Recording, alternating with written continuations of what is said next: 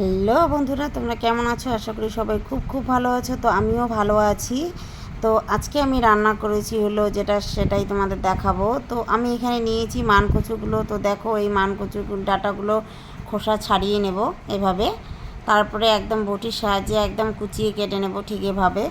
তো এভাবে কাটার পরে একটু পরিমাণে নুন দিয়ে আমি মানকচুটাকে একদম এভাবে মেখে নেব চটকে চটকে।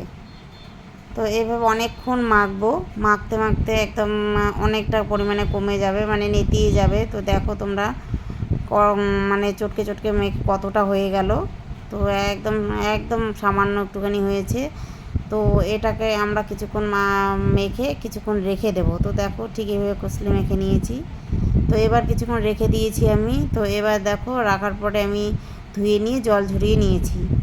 তো এবার কড়াতে আমি সর্ষের তেল দিয়ে দিয়েছি। এবার এখানে ফোড়ন দিয়ে দেবো হলো কালো জিরে আর শুকনো লঙ্কা। একটা দেড়টা পরিমাণে আমি দিয়েছি শুকনো লঙ্কা।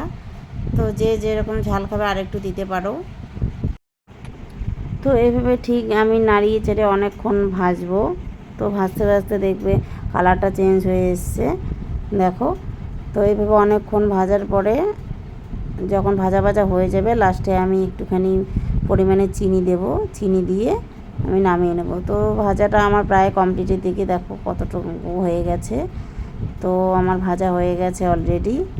তো এবার আমি নামিয়ে নেব। তো চলো, যারা যারা খাও এই ভাদ্র মাসে মানকচু, তারা কমেন্টে আমাকে জানিও।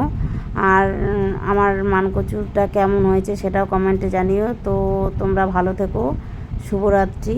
ভালো লাগলে লাইক কমেন্ট শেয়ার করতে ভুলবেন না। তো আবার নতুন কোনো ভিডিও নিয়ে আসবো। তো আজকের মতো এইটুকুই। তো চলো, টাটা।